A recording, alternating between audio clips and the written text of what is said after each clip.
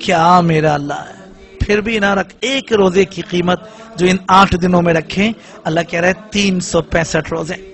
حضرت علی رضی اللہ عنہ فاطمہ جانہ کا مشہور واقعہ، وہ لوگ تو بھوکے یعنی کھانے کو کا صبح روزہ رکھنا ہے، مہینہ آگئے کیسے رکھیں؟ اللہ کے نبی کی بیٹی بات یہ ہے کہ گھر میں سحری تو ہے کوئی نہیں، ہمارے یہاں تو انڈے ڈبل روٹی نہ ہو تو 2 بجے بھی سحری میں لے کر آتے ہیں، دودھ نہ ہو تو پریشان ہو جاتے ہیں، کیا کریں؟ کچھ نہیں، کوئی بات نہیں، سحری بغیر سحری کے کر لیں گے۔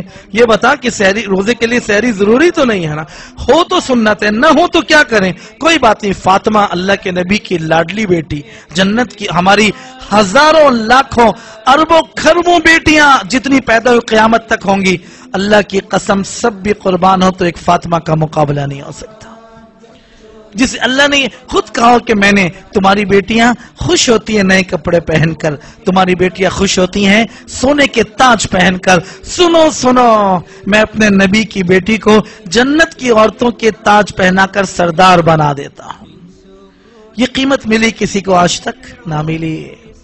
کیسے ملی یہ سنو، اعمال سے ملتی ہے۔ بھی روزہ نہیں روزہ تھا، افطاری کے لیے کچھ نہیں، جاؤ علی نے کیا کریں؟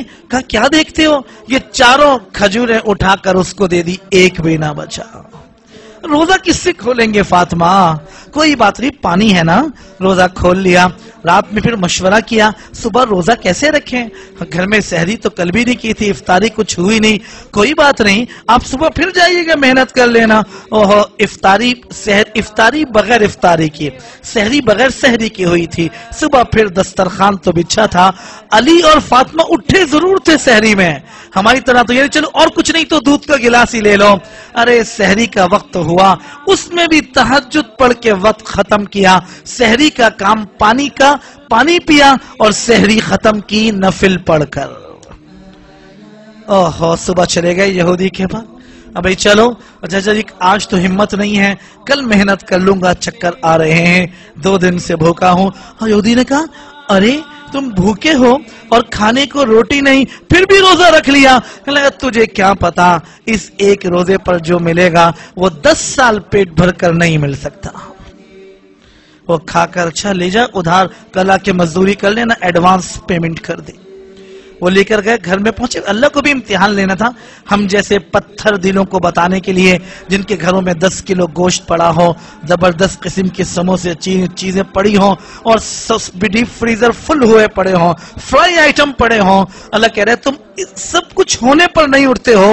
وہ فاقے کی حالت میں کھجوریں لا کر دوسرے دن رکھی، کیا ہو گیا؟ جیسے ہی بیٹھے اللہ نے امتحان لیا، وَيُطْعِمُونَ الطَّعَامَ عَلَى حُبِّهِ مِسْكِينًا وَيَتِيمًا، یتیم نے کہ پھر نوک کر دی، ارے بھائی کوئی ہے، میں یتیم ہوں، نہ باپ نہ ماں، کھانے کو روٹی کوئی نہیں، کیا کرتے ہیں؟ وہ فاطمہ کہنے لگی کیا سوچتے ہو، یہ جنت بنانے کا موقع ہے، روز روز نہیں آتا ہے، دنیا کے بدلے آخرت مت بیچو، دنیا بیچ کے جنت لے لو۔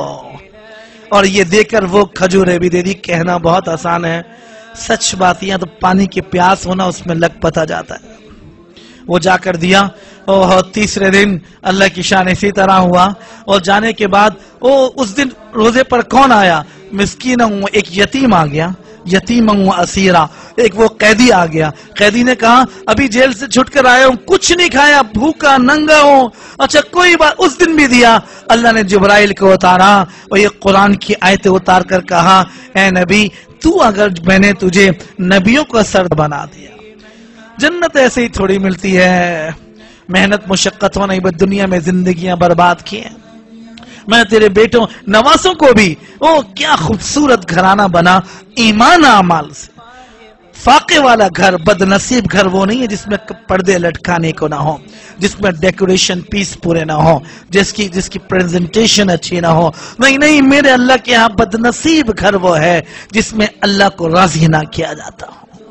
بدترین گھر وہ ہے جس میں سب چیزیں موجود ہوں لیکن اللہ کے لیے آنسو ٹپکتے ہوئے مہینوں ہو گئے ہوں، تہجد پڑھنے کی توفیق نہ ہو، فجر میں دروازے نہ کھلتے ہوں۔